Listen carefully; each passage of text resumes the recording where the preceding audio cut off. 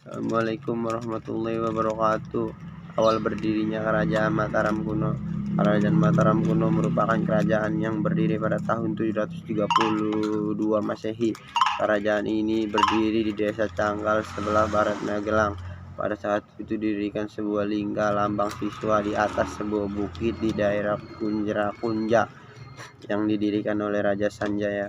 Daerah itu letaknya di sebuah pulau mulia Jawa Diva yang dinamai daerah ini merupakan daerah yang kaya raya akan hasil bumi tahun padat dan emas, sehingga di masa lanjut kerajaan ini banyak mengalami hubungan dengan daerah lain. Kerajaan Mataram kuno dipimpin pertama kali oleh Raja Sanjaya yang terkenal sebagai seorang raja yang besar, gagah berani dan bijaksana serta sangat toleran terhadap agama lain. Ia adalah penganut Hindu Siwa yang taat.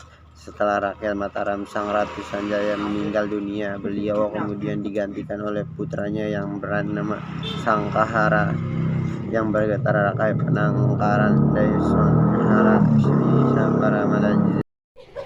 Raya Menangkara lebih progresif dan bijaksana daripada Sanjaya sehingga Mataram kuno lebih cepat berkembang. Daerah-daerah sekitar Mataram kuno segera ditaklukkan, seperti Kerajaan Galuh di Jawa Barat dan Kerajaan Mayo di Semenanjung Malaya. Ketika Rakai Panunggalan berkuasa, Kerajaan Mataram kuno mulai mengadakan pembangunan beberapa candi megah, seperti Candi Kelasan, Candi Sewu, Candi Seri, Candi Pawon, Candi Mendut, dan Candi Borobudur. Kemudian setelah Rakai Penunggalan meninggal, beliau digantikan oleh Rakai Warak. Pada yang pemerintah Rakai Warak, ia lebih mengutamakan agama Buddha dan Hindu, sehingga pada saat itu banyak masyarakat yang mengenal agama tersebut. Setelah Rakai Warak meninggal, kemudian digantikan oleh Rakai Ragung. Pada masa pemerintahan Rakai Garung, pembangunan komplek dan candi dilanjutkan di Jawa Tengah, bagian utara terutama di sekitar pegunungan Dieng. Hal itu dapat dibuktikan dengan adanya komplek bangunan candi Hindu di dataran tinggi Dieng, seperti Candi Semar, Candi Srikandi, Candi Puntudewa, Andi Arjuna, dan Candi Sembadra. Selain itu dibangun pula komplek Candi Gedong Sanga yang terletak di sebelah kota Semarang sekarang, wes. Setelah Rakai Garung meninggal, ia digantikan oleh Pakai dan Kauletan Pakai Pikatan semangat kebudayaan Hindu. Candi Hindu yang lebih besar dan indah yaitu Candi Prambanan, Candi Larajonggrang.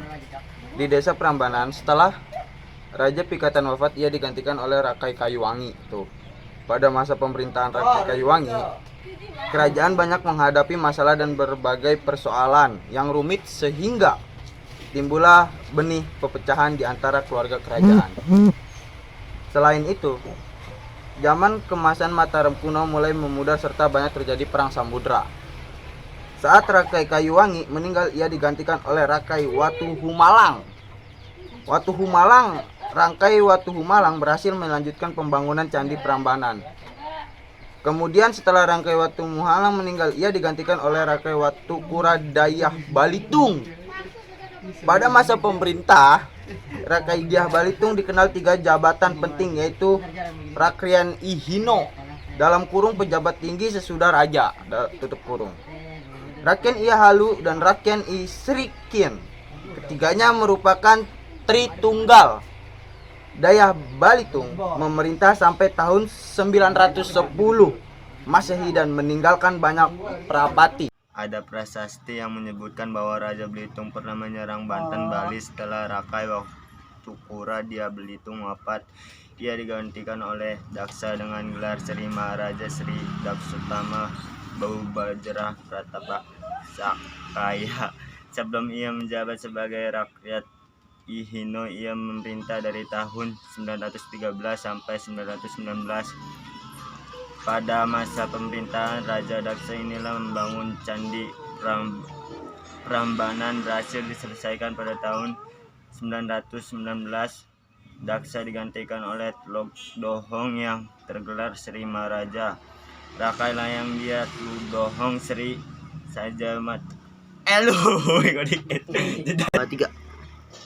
Masa pemerintahan Tludohong sangat singkat dan tidak terjadi hal-hal yang menonjol.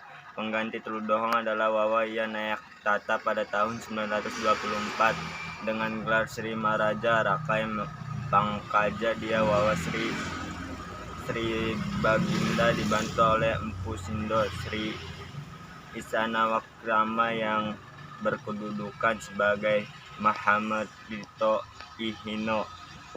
Assalamualaikum warahmatullahi wabarakatuh.